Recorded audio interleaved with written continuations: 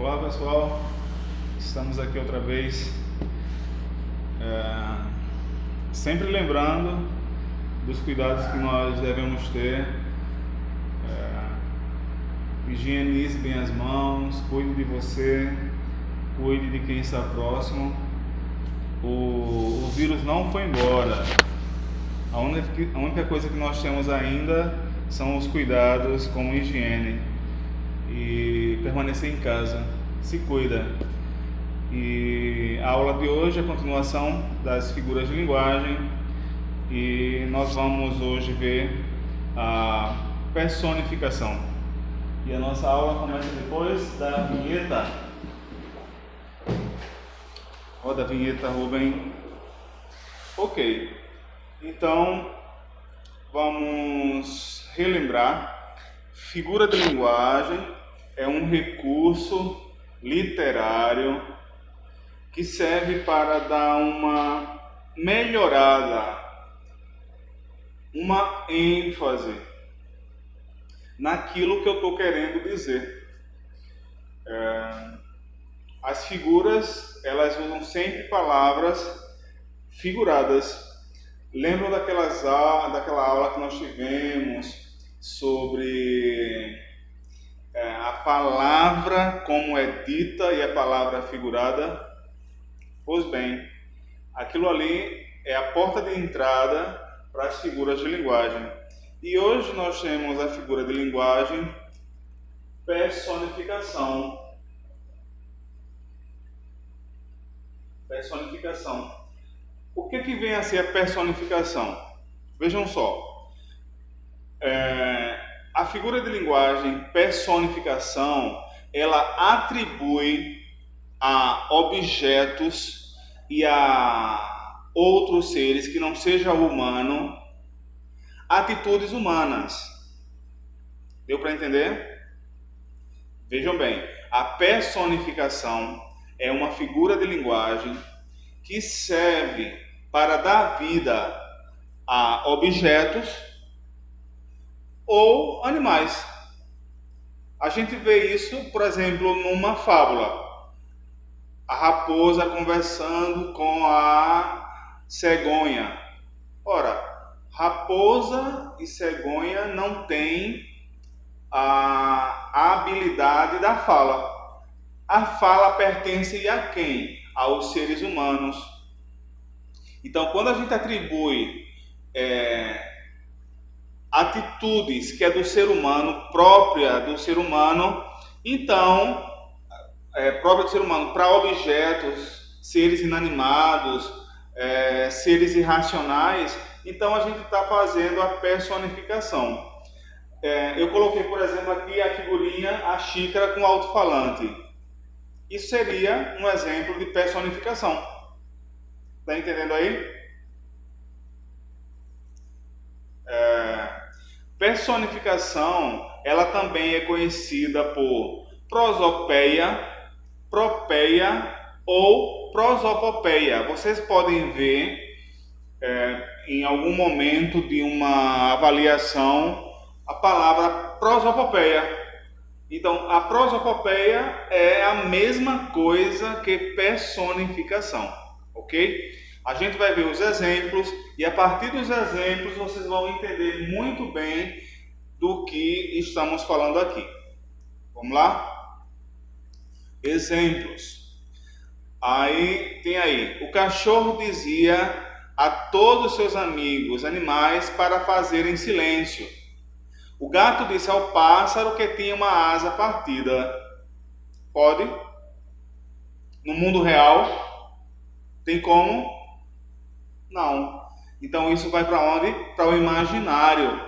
Tudo leva àquilo que é figurado. Está entendendo, Rubem? Personificação. Vamos ver outro exemplo.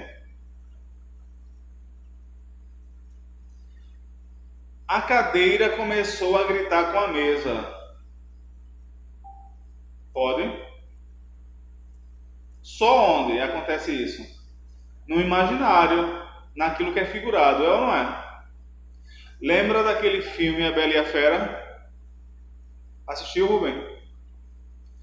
a xícara falava, o candelabro, todos os objetos da mansão da fera falavam, interagiam com a menina. Então aquilo ali é prosopopeia, é personificação. Atribuir, o que é personificação? Atribuir vida, atitude humana a algo que não é humano, para seres inanimados ou seres irracionais, no caso dos animais. Vamos ver outro exemplo. O morro dos ventos uivantes. Quem uiva? Quem uiva? O lobo. O morro, aí ó, o morro dos ventos uivantes. O morro não pode fazer isso, não. Então foi atribuído a uma situação que não é própria do ser humano a algo que não é humano. Outro exemplo, Rubem. Eita, que ele está dormindo hoje. Presta atenção. Tirar -1, viu?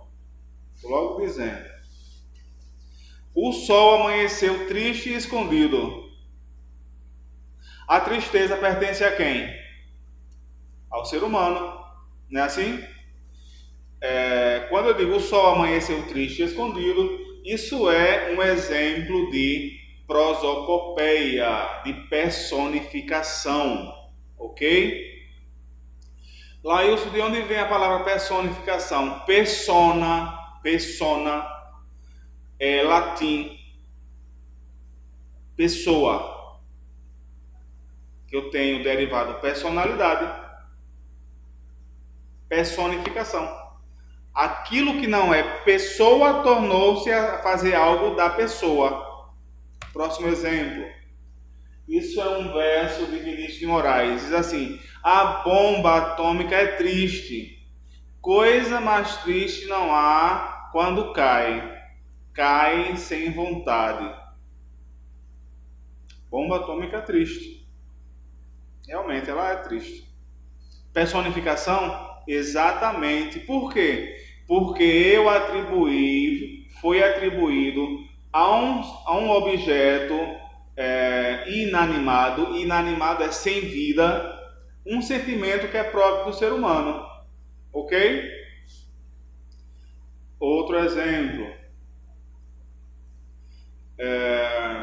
Vejam esse aqui. A lua beijava a face do lago adormecido. A pessoa, isso chega a ser poético. A pessoa que disse isso viu, né, o lago, a lua estava cheia e ela desceu, ficou a tal ponto de ficar em cima do lago. E foi que ele disse: a lua beijava a face do lago adormecido. Lua não tem boca, lua não tem sentimento, lua é um astro inanimado. E beijar é próprio do ser humano. Então, outro exemplo de personificação.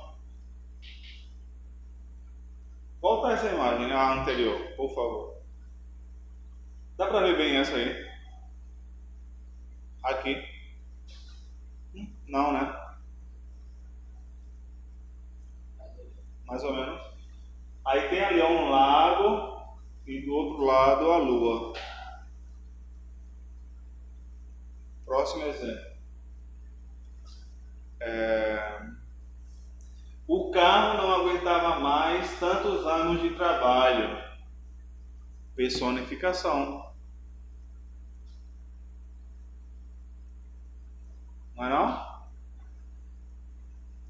A pessoa não aguenta tantos anos de trabalho. Por exemplo, trabalhava forçado, ano a ano, sol a sol. Aí eu posso dizer, aquela pessoa não aguenta mais ou não aguentava mais tantos anos de trabalho. Mas o carro não tem como. Isso aqui é sentimento humano. Então, outro exemplo de personificação. Personificação ou prosopopeia é a mesma coisa, ok? Vamos ver esse exemplo. As árvores acariciaram os pássaros. Acariciar, fazer carinho. Isso é próprio de quem? Do ser humano. Então, outro exemplo de personificação, certo? Toda vez que a gente fala de algo que é próprio do ser humano, então a gente está fazendo prosopopeia, personificação, ok? A personificação é um recurso muito poético, bem poético, ok? Vamos ver mais um exemplo.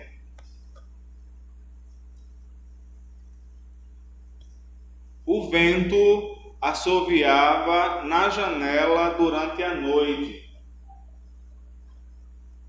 Assoviar. Isso, desculpe, isso é próprio de quem? Do humano, da pessoa. Então, se eu atribuo uma atitude humana a algo que não é humano, então eu estou usando o recurso prosopopeia, personificação. Tá claro essa figura? Não é simples? Muito simples. Aí, para nós encerrarmos a aula sobre personificação, vamos ver só mais esse exemplo. O sol brilhava contente na manhã seguinte. Viu? Outra atitude própria do humano atribuído a algo inanimado. Então, relembrando que personificação é um recurso linguístico, como as outras figuras de linguagem que a gente tem visto, que usa palavras figuradas para falar de algo real. Um forte abraço de Lailson e nos vemos na próxima aula. Abração!